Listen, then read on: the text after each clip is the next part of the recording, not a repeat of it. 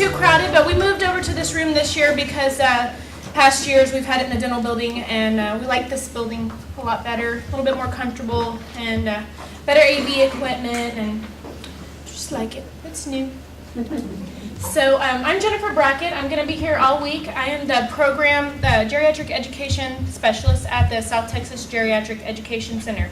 We are part of the Health Science Center.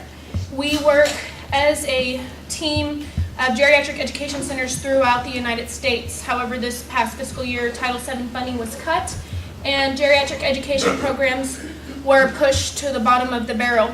Luckily, we have hopefully been reinstated with new granting sources through Title VII again, and hopefully we'll have some more money here for next year so that we can continue these programs. The Geriatric Education Center, we put on several conferences throughout the year, and we also work with the community professionals, various organizations throughout the community, and provide geriatric education to healthcare professionals such as yourselves, physicians. We also have a conference where we provide education to attorneys, and it's a whole gamut: nursing, social work, physical therapy, dental, dietetics. So basically our goal is to provide geriatric education to those who are probably not getting a lot of it in their regular education or throughout the year, and to also do updates and research and what else is going on. So with that, just some housekeeping things. Restrooms, there's 2 halls outside. Each side has restrooms down them. There are sign-in sheets. Please make sure you signed in. We'll need you to sign in every day. It's not just today. We'll need you to sign in every day for us. If you don't want to do it right in the morning, we needed you to do it today right in the morning, but if you don't do it right in the morning, just please do it by the first break or during the first break so that we have a count for food, because every day we need to do that. Had a couple of questions. We do provide breakfast, 2 breaks, and a lunch, so you'll have that covered every day. Let's see. Faculty evaluations. You were given a faculty evaluation today in your booklet. Please fill that out. That is for the day. And I know this is a long week, so you'll have paperwork to do. We need to have the feedback so we can continue to do our programs. So you'll have a faculty evaluation for each person today. At the end of the week, you'll have a participant evaluation where you're going to evaluate the whole program for the entire week. So if you're here just for one day, please make sure you fill out that participant evaluation for the day. The other last thing that we need from you, it's in the very back of your booklet. You can just rip it out. It's called the participant profile. Just sign that, fill it all out with your information, and give it back to us sometime this week before you leave. Again, that's required by the government so that we know who you are, who we're training, so that we can better tailor our programs. I would like to thank our sponsors. This year we have several sponsors, and we'll be showing some information throughout the week in regards to who they are. They've helped provide the breaks, they've helped provide refreshments, and we just are very thankful for them because we put on a long week, and it's a lot for just one week, so it's very helpful that they're able to provide that for us. I'd also like to thank our staff. We have myself. We have Mark Johnson, who will be here in the front. It's not my staff, sorry. South Texas Geriatric Education staff. And there's Dr. Michelle Saunders' staff, who will be here during the week. And Dr. Susan Statmiller, who's going to be your first presenter. And then Kathleen Kirk, who's out in the front doing registration. If you have any questions or anything, just ask one of us, and we'll do our best to help you. There is also one other instruction page in the front in regards to continuing education. I know some of y'all have other licenses that you hold other than what you are pursuing currently in school. We can provide certificate of attendance. We're also providing CEUs for basically pretty much every discipline. So if you have any questions or anything, just let me know. Moving right along, we have our next speaker, and we have Dr. Sarah Espinosa, and she's from the Department of Medicine, Division of Geriatrics and Gerontology, speaking on frailty and the Mexican American. So please welcome Dr. Espinosa.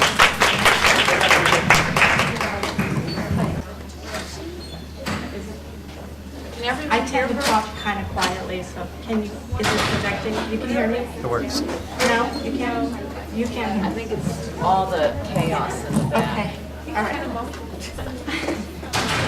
By way of introduction, I'm Sarah Espinosa. I'm a geriatrician, and I'm primarily a researcher, although I do see patients. And my area of interest is actually frailty.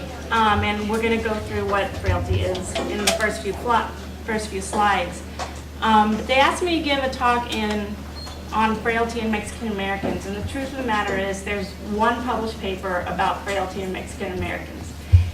And probably the last year that I've been here, most of the year I've been doing some work in characterizing frailty in Mexican Americans. So I'm going to be presenting to you some of my data, and I hope it's not going to be too boring. I'm trying to make it as exciting for you and applicable to your needs as I can.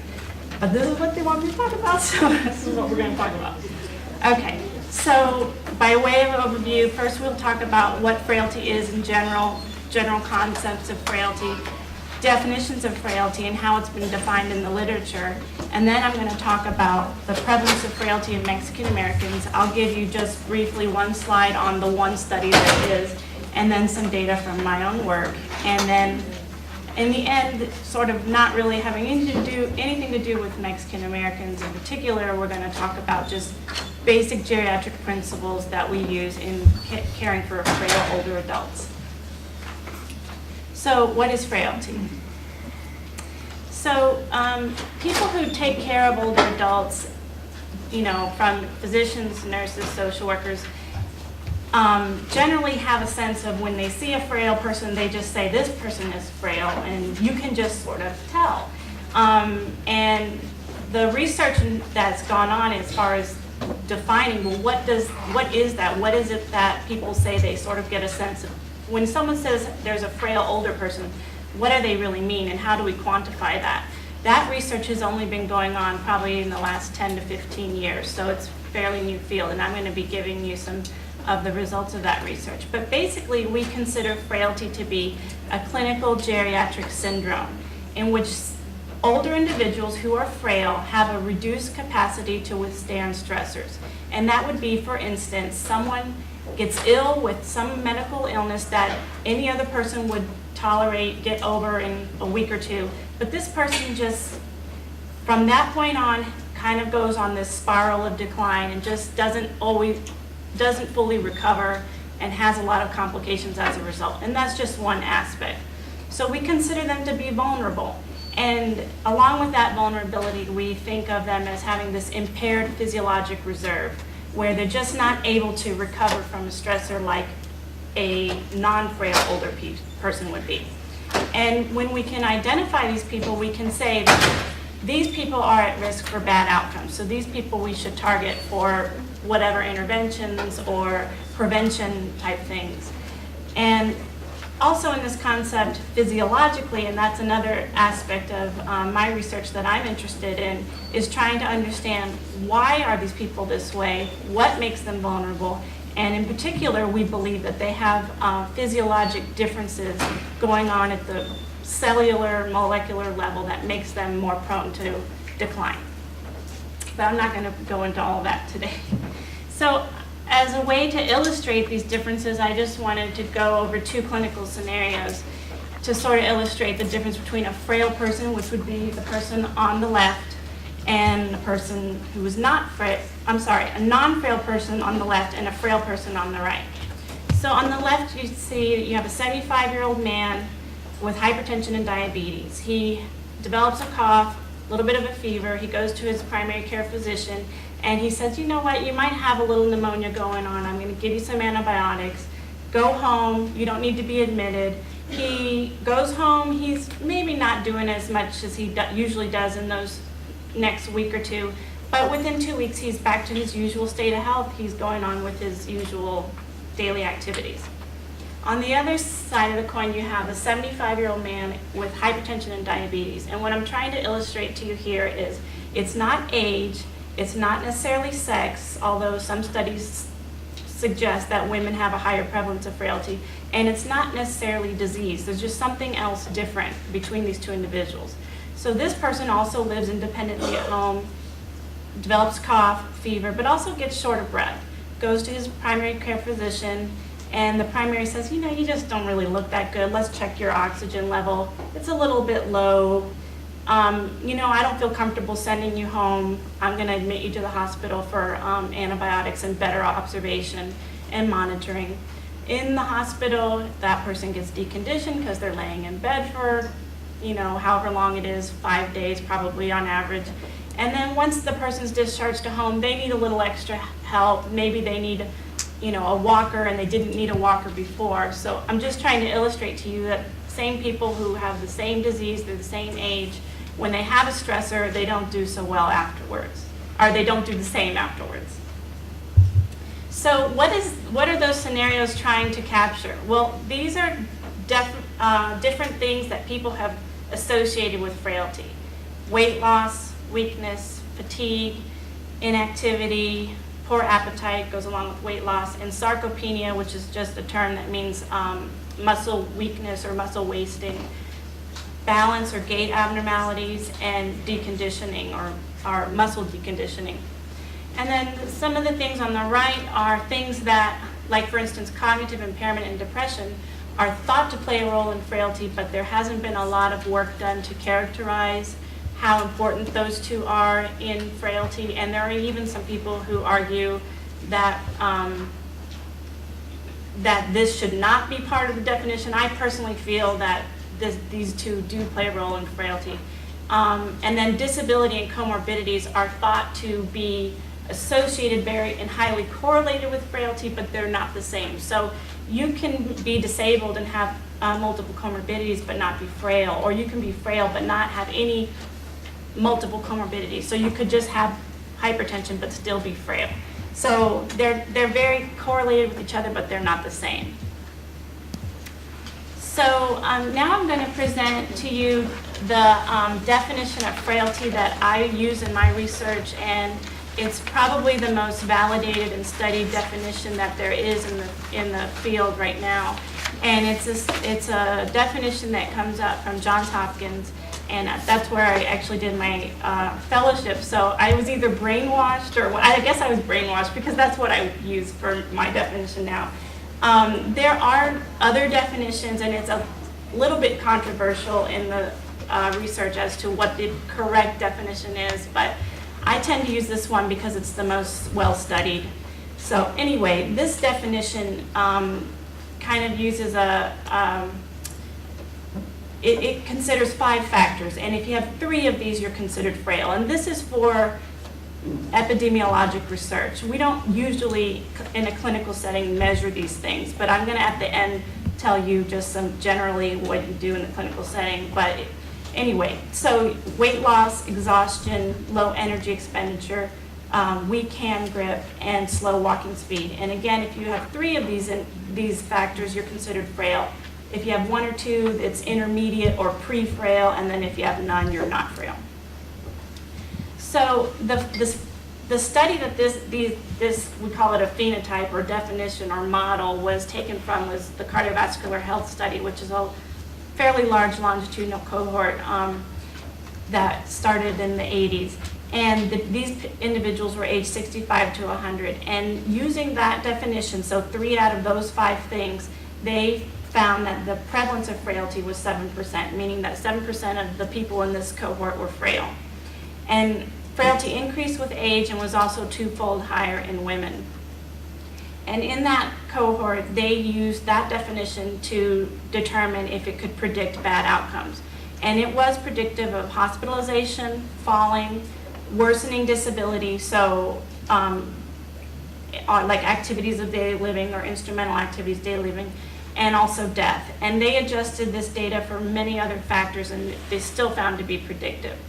And here's just a Kaplan-Meier curve showing you the survival of these individuals. So on the top is this is the probability of surviving after, as the study went on over time, so months after study entry. So the curve at the top is people who are not frail, and you can see that they are surviving much better than people who are intermediate frail, and those people are surviving much better than people who are frail. So what this really shows is sort of a dose-response relationship, which means that 1 or 2 factors is worse than having none, and 3 factors is worse than 1 or 2. 3 or more is worse than 1 or 2. And this is just showing that data in the first column there in, tabular form, but also they showed the same sort of dose-response relationship and also statistical significance with hospitalization and falling. So it's I think a pretty strong model to use to identify people at risk, at least in epidemiologic research, which is what I'm doing at the moment. And this phenotype was used in other longitudinal studies, not just the cardiovascular health study. For instance, the Women's Health Initiative, which was a much larger study. In 2005, they came out with a paper using that same model, and it was predictive of ADL disability, hospitalizations, and death. So we know that, well, whatever this is measuring, it can still be controversial, but we know that this definition identifies people at risk. But why? So just one slide on some of the things I'm interested in the lab is the physiologic changes that may be going on in frailty. And most of these are hypothesized, but some of them we do have some data. But on the left of the slide, you see changes that have been associated with frailty from biologic markers, laboratory-based studies of frailty. We do have definite data on sex hormone, that frail individuals have lower levels of sex hormones and also growth hormone. And there's some preliminary evidence that they might have higher levels of cortisol, but that hasn't been published yet. And then at the bottom left of your screen, it's fairly well published that frail individuals have higher markers of inflammation. And those things together can lead to these sort of intermediate outcomes, such as sarcopenia or low muscle mass, anemia, glucose intolerance, or increases in clotting factors. And those things can lead to the adverse health outcomes of frailty that we think of as this entity of frailty. So now I want to turn to specifically talking about frailty in Mexican Americans. And that's part of the reason I came to this institution, because there's a cohort here that I'll tell you a little bit about that's comprised of half Mexican Americans and half European Americans that I've been doing my research in. But basically, the only study that's published in this is from the Hispanic Established Populations for Epidemiologic Study of the Elderly. And that's a cohort that was started, I want to say, late 80s, maybe early 90s. And it's 252 men and 369 women aged 70 and above. And they're all Mexican American, and they're from 5 southwestern states here in the United States, obviously.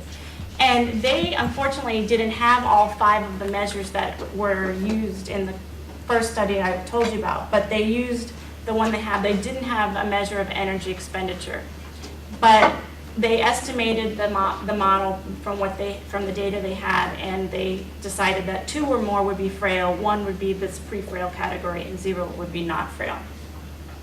So basically, they found their mean age was about 78, and on average, these individuals had about a 5th grade education. And they found a prevalence of frailty overall in their cohort of 20%, and a little bit higher in women compared to men.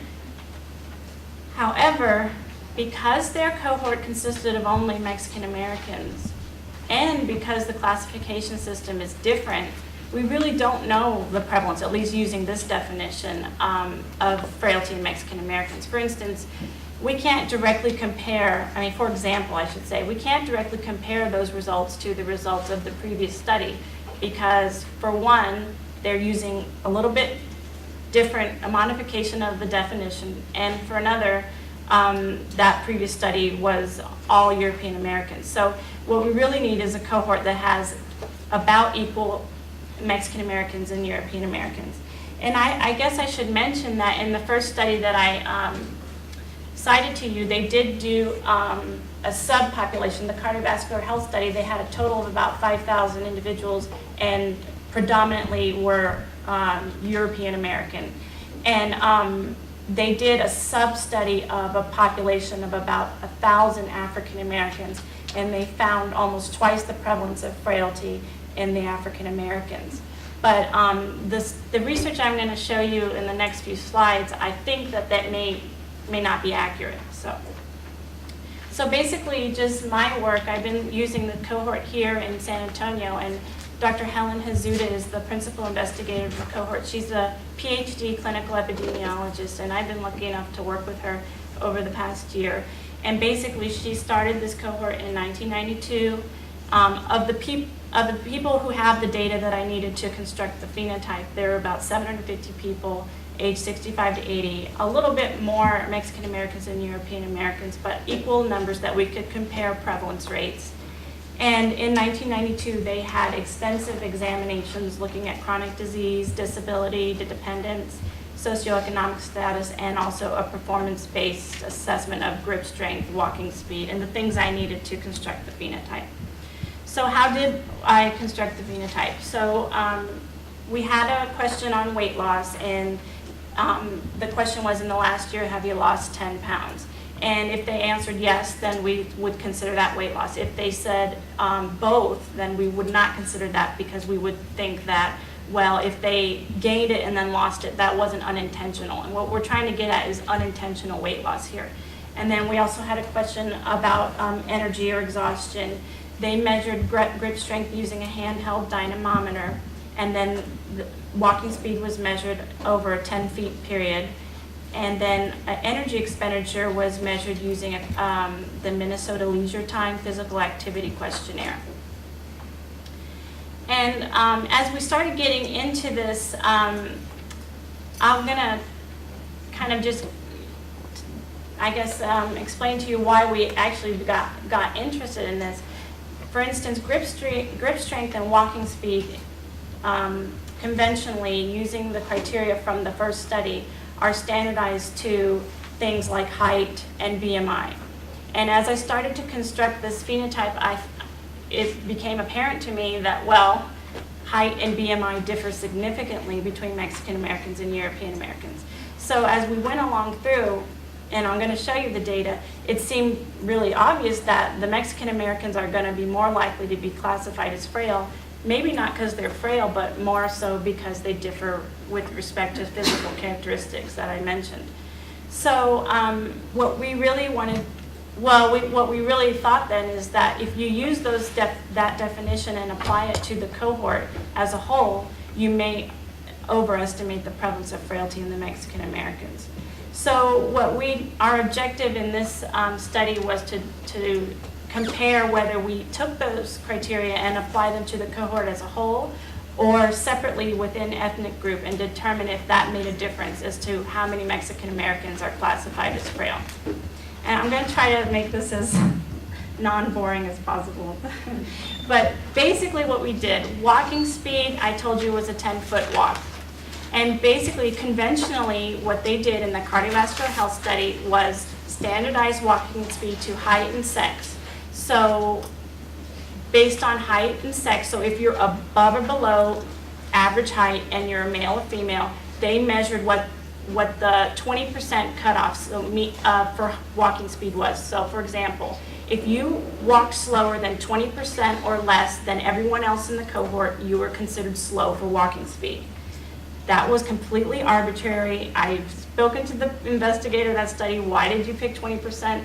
We just arbitrarily chose it. And people have asked me that all the time.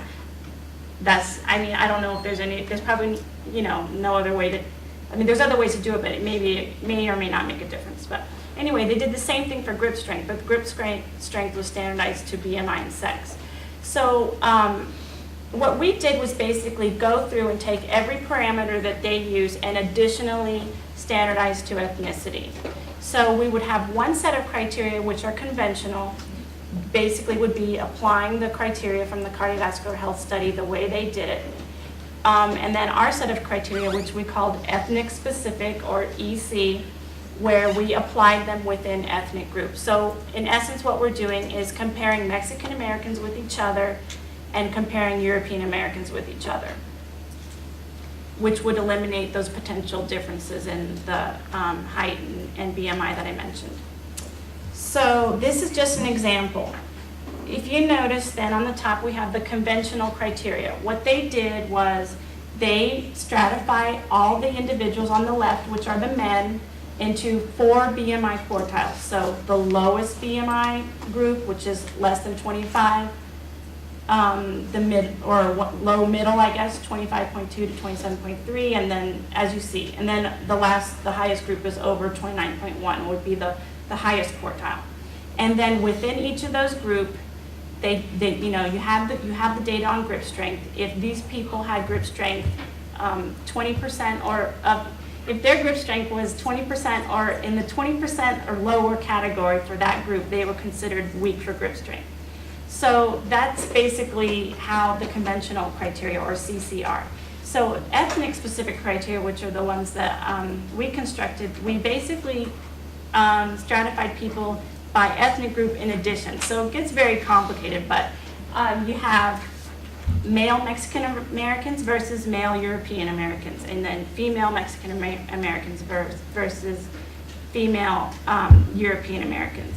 And you can just see by looking there, so if you just look at the bottom half of your screen, the cutoff for male Mexican Americans is 25.2 to be considered weak, which is higher than the cutoff for the male European Americans, which means that the male European Americans are a little bit stronger than the male Mexican Americans. And I'll go through that data now. So just looking at the things that we're considering in the definition, you see that the Mexican Americans have a higher BMI, 29 versus 27, which is statistically significant. They're also shorter, 62 versus 65 inches. They expend less energy per week. Their grip strength is much weaker. I was actually fairly surprised by that. And their walking speed, that's a speed, so a higher number would mean they're slower.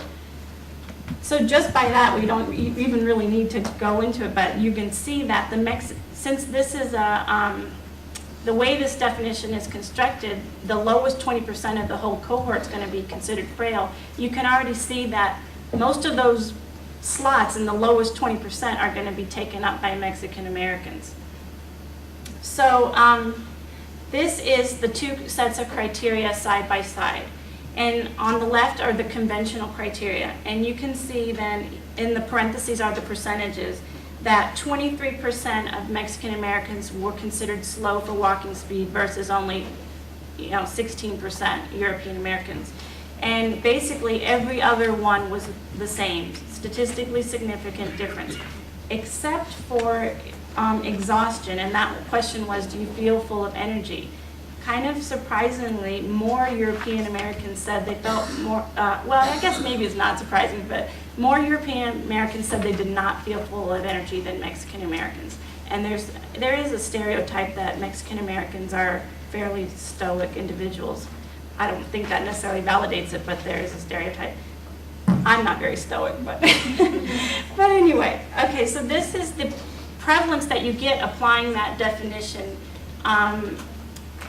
using the conventional set of criteria and the ethnic specific criteria. And you can see then on the left that 11.3% of Mexican Americans will be classified as frail if you use the conventional criteria, versus on the right, it's only about 9%.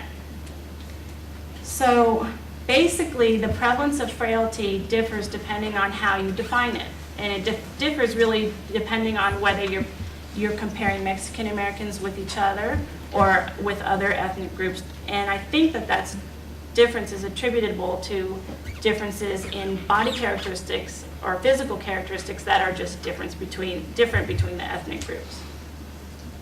So that's the rough part. That's probably the roughest part. The next part I think is going to be a little bit more applicable as far as specific outcomes. So I wanted to show you that I guess the punchline here is, although it may be that the standard conventional criteria identify more frail individuals, more Mexican Americans as frail than should be, it still identifies people at risk, and it helps predict people who are going to have bad outcomes. And I'm going to show you just very briefly that data. So from my data from the SALSA cohort, frail individuals, both Mexican Americans and European Americans, are more likely to be older, have diabetes, have had a stroke in the past, and I have an exception because that's only true for the European Americans, have fair or poor self-rated health as opposed to excellent or good, and also they're more likely to have low socioeconomic status as measured by monthly household income and years of education. And frail individuals in the SALSA cohort are also more likely to have disability in activities of daily living, which is things like bathing, dressing, eating, toileting, and transferring. And they're also more likely to have disability in the instrumental activities of daily living, such as cooking, telephone use, and money management. And this is just some data on mortality. Basically showing that if you're classified as frail, which is 3 or more of those factors, and this is the same for the conventional or the ethnic specific set of criteria, over half of those individuals were not alive at 10 to 12 years of follow-up. So what I did here was I'm using data from entry into the study, which was in 1992. That's how I can know this. It's not like I've been around for 10 years. But so the pre-frail individuals, so you can see it's also this sort of stepwise pattern. So 22% of the non-frail individuals had a death, 36% of the pre-frail, and 55% of the frail. And I just demonstrating that in the Kaplan-Meier survival curve, similar to what I showed you from the cardiovascular health study. And so again, the top line is the frail individuals who, non-frail individuals who have better survival than the pre-frail, who have better survival than the frail individuals. So I guess what I'm trying to emphasize here is this definition works in this ethnic group. Now, this cohort is not comprised equally of Mexican, completely, but this curve looks the same whether you look at Mexican Americans separately or European Americans separately or the cohort as a whole. So I'm showing you the cohort as a whole. And basically what I did was take that data and adjust it for many other things that could affect mortality. And this is the adjusted model. These are Cox proportional hazards model. And it just shows there at the bottom line that frail individuals have 2.6 times the risk of death than non-frail individuals. Pre-frail individuals have 1.7 times the risk of death than non-frail individuals. And that was adjusted for many other factors that we thought could affect mortality. So what are the implications of this? Well, frailty prevalence has been estimated to be higher in Mexican Americans, but this may be an overestimation, and it may be because of physical differences that vary by ethnicity. And I actually really believe that to be true. However, frailty appears to be important in Mexican Americans, and it appears to identify individuals with both multiple medical problems, disability, and increased risk for death. Oh, and I forgot to mention that these curves, I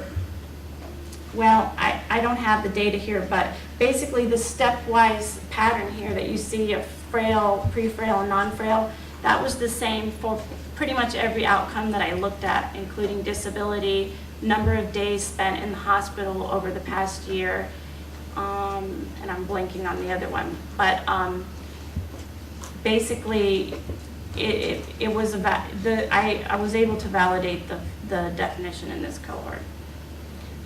So now I wanted to leave you with something. Yes?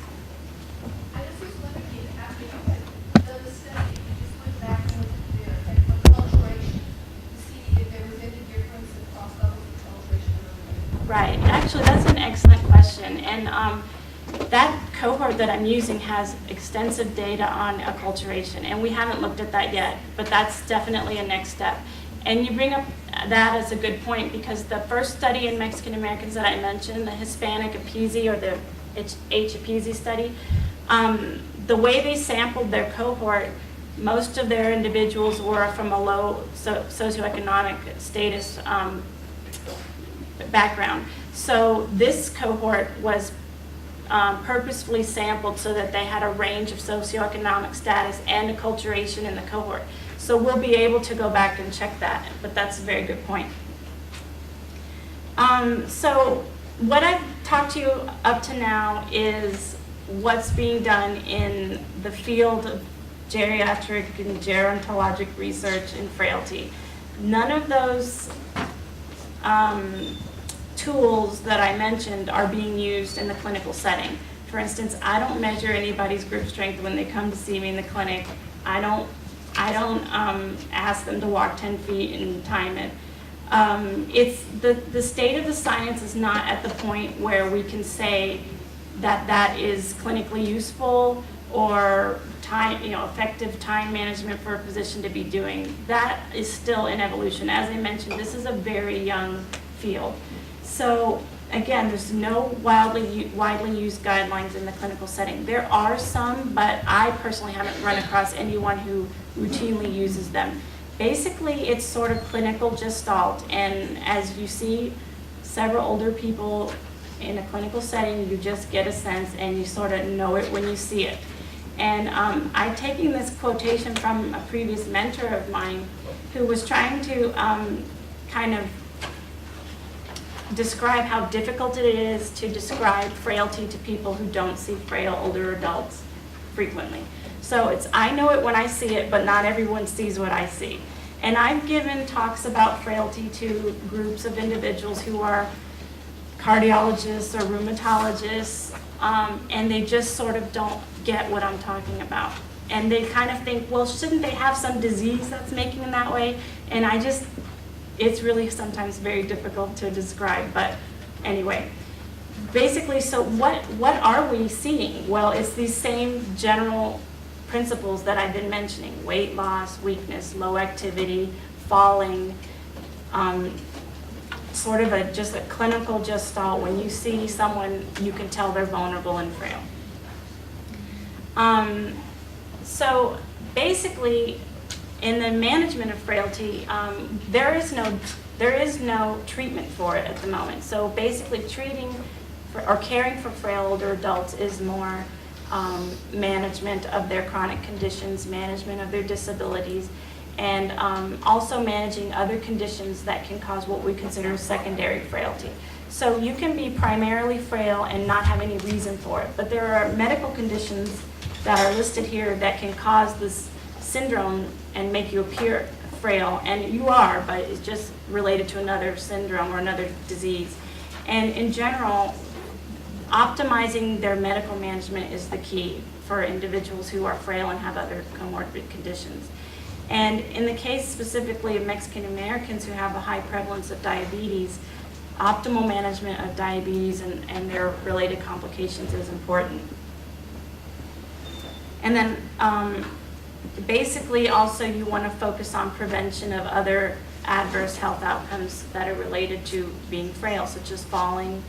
If they're disabled, help them with their disability so that they can function in their daily life, help to prevent worsening disability, perhaps physical therapy or occupational therapy to help them manage in their daily life setting. And then you also want to screen for factors that could exacerbate vulnerability, and that a major one is medications. We know that older people taking a long list of medications are more likely to fall, more likely to become delirious, and these are all things that are common in frail older adults. So you want to pare down that list of medications, make sure the dosages are appropriate for someone of their age, etc. And then caring for frail older adults really takes into account core geriatric concepts, which I'm not sure if you've heard much of yet, but I'm sure you will. But it's just evaluating the whole patient every time you see them. So you want to know what's going on with them medically, socially at home, psychologically, their psychological well-being, and spiritually. And always assessing the patient's family and goals and making sure that you are on the same page with the patient as far as what you think you can achieve as their caregiver and what is realistic for them to expect. And then set goals based on what they want, what their values are. And then major in geriatric management of these patients is interdisciplinary evaluation and management. And there are several models of care in the geriatric setting where we do this either as in an inpatient basis or in a clinic based where we do comprehensive geriatric assessment. And I think probably the field of geriatrics is one of, I won't say the only, but one of the main fields where you're going to see a lot of interdisciplinary team work, and I think it's great. So I finished early, and you're probably glad. Do you have any questions? That's it. Anybody have any questions? How is the interdisciplinary approach being taught, encouraged in the community? In the community, I can't say in the community, but I can tell you that in our division of geriatrics, we have multiple interdisciplinary teams, and in particular, the one I'm thinking of is we have a palliative care service, and that service has, you know, physician, nurses, social worker, chaplain. There may be a physical therapist, and I know there is a clinical psychologist, and that team meets regularly and consults on people who are dying and basically helps the person transition into death more easily. Also in our geriatric clinic that we have, I'm a physician at the VA geriatric clinic. We have a pharmacist, social worker. We don't have physical and occupational therapists in our clinic per se, but they're, you know, not far down the hall from us. And we, as a geriatrician, if we don't have those people, we're basically, you know, we can't do our job. I mean, as in, you know, for instance, in frail people, if I see they're having trouble at home, the main thing I want to know is, have they had their, you know, home evaluated? Do they have the pull bar if they need it? And I mean, I can't do that. I'm not an occupational physical therapist, so I often refer, and that's, you know, I think that's basically a core of geriatric medicine, is that we use other resources. We have to, or else we wouldn't be able to do it. Yes. Can a veteran who's 65 access to you, or they have to be referred to you by somebody else within the area? If they're a veteran, they can see me. I'm at the Geriatric Evaluation and Management Clinic. I don't believe you need any particular thing to get in. I can give you my card afterwards, and I'm happy to see. I don't see non-veterans. That's the only thing. A lot of people ask me to see, and I only see veterans right now, so which I'm not. I love. So.